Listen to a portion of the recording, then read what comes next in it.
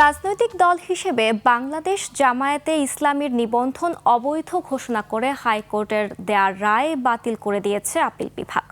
সর্বোচ্চ আদালতের আদেশে বলেছে, নিবন্ধন চেয়ে জামায়াতের যে আবেদন করা আছে সেটি সহ অন্য কোনো বিষয় থাকলে তা নির্বাচন কমিশনকে সিদ্ধান্ত নিতে। দলটির আপিল মঞ্জুর করে প্রধান বিচারপতি সৈয়দ রেফাত আহমেদের নেতৃত্বাধীন ৪ বিচারপতির আপিল বেঞ্চ আজ এ রায় দেন। প্রতীক বরাদ্দ নিয়ে জামায়াতের আবেদনের বিষয়ে কোনো পদক্ষেপ দেয়নি সর্বোচ্চ আদালত।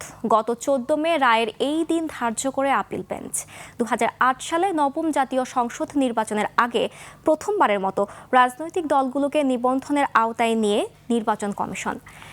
জামায়াতে ইসলামীর নিবন্ধন বাতিল করে ২০১৮ সালের ৭ ডিসেম্বর প্রজ্ঞাপন জারি করে নির্বাচন কমিশন।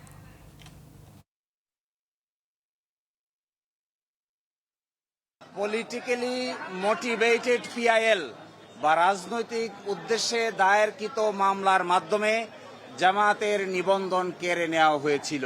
এই রায়ের পরে বাংলাদেশে সঠিক নির্বাচনের মাধ্যমে প্রাণবন্ত সংসদ গঠিত হবে।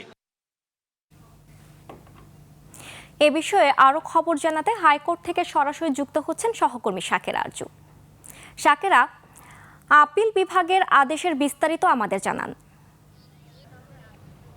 বুশরা, আপনাকে ধন্যবাদ। আপনি জানেন যে সকাল 10টায় প্রধান বিচারপতি সৈয়দ রেফাত আহমেদের নেতৃত্বে ৪ সদস্যের আপিল বেঞ্চ হাইকোর্টের যে জামাতের নিবন্ধন অবৈধ বলে যে রায়টি ছিল সেই রায়টিকে বাতিল ঘোষণা করে দেন। এবং বাতিল ঘোষণা করার পর তারা অন্য বিষয়ে যে বিষয়টা আছে, যেমন প্রতীক বরাদ্দ, এই বিষয়ে আসলে আপিল বিভাগ কোনো রায় দেননি। তো রায়ের পর জামাতের আইনজীবী শিশির মনির আমাদের গণমাধ্যমকে জানিয়েছেন যে অন্য বিষয় নিয়ে আপিল বিভাগ একটি রায়ে কথা উল্লেখ করেছেন, এবং সেটি হচ্ছে যে প্রতীক বরাদ্দও হতে পারে। প্রতীক বরাদ্দ বলতে দাঁড়িপাল্লার বিষয়টি শুনানিতে যখন উঠেছিল তখন তারা পর্যবেক্ষণ চেয়েছিল শিশির মনির। জামাতের এই আইনজীবী আরও জানিয়েছেন যে এই অন্য বিষয় বলতে এখানে প্রতীক বরাদ্দর বিষয়টি তারা বুঝাতে চেয়েছেন।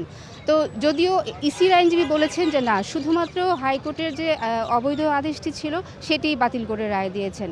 জামাতের আইনজীবী শিশির মনির আমাদেরকে আরও জানিয়েছেন যে খুব শর্ট অর্ডার পাওয়ার জন্যই তারা আজকেই আবেদন জানিয়েছেন, এবং আপিল বিভাগের এই শর্ট অর্ডারটি তারা যত দ্রুত পাবেন তত দ্রুততার সাথে তারা ইলেকশন কমিশনে যোগাযোগ করবেন, এবং আপিল বিভাগের এই রায়টি তারা ইলেকশন কমিশনে জমা দেবেন। এবং তারা আশা প্রকাশ করছেন যে তারা জামাতে ইসলামী নিবন্ধন ফিরে পাবেন, এবং ইলেকশন কমিশনের পক্ষ থেকে যে জামাতের প্রতীক বরাদ্দের যে বিষয়টি আছে সেটিও তারা ফিরিয়ে দিবেন বলেই তারা আশা প্রকাশ করছেন, এবং প্রতীক হিসেবে তারা দাঁড়িপাল্লার বিষয়টি তারা জানিয়েছেন আমাদেরকে। শিশির মনির আমাদেরকে আরও জানিয়েছেন যে আগামী নির্বাচন একটি সুষ্ঠু এবং সব দলের, জামাতসহ দলের অংশগ্রহণে হবে বলে তারা আশা প্রকাশ করছেন, এবং সেই ক্ষেত্রে আজকের এই রায়টি গণতন্ত্রের জন্য একটি মাইলফলক হয়ে থাকবে বলেও শিশির মনির আমাদেরকে জানিয়েছেন। বুশরা, উচ্চ আদালত থেকে এই ছিল আমার কাছে সর্বশেষ। ধন্যবাদ শাকেরা আপনাকে। দর্শক, আমরা এতক্ষণ ছিলাম হাইকোর্টে আমাদের সহকর্মী শাকেরা আরজুর কাছে। আমরা চলে যাচ্ছি আমাদের পরবর্তী সংবাদে।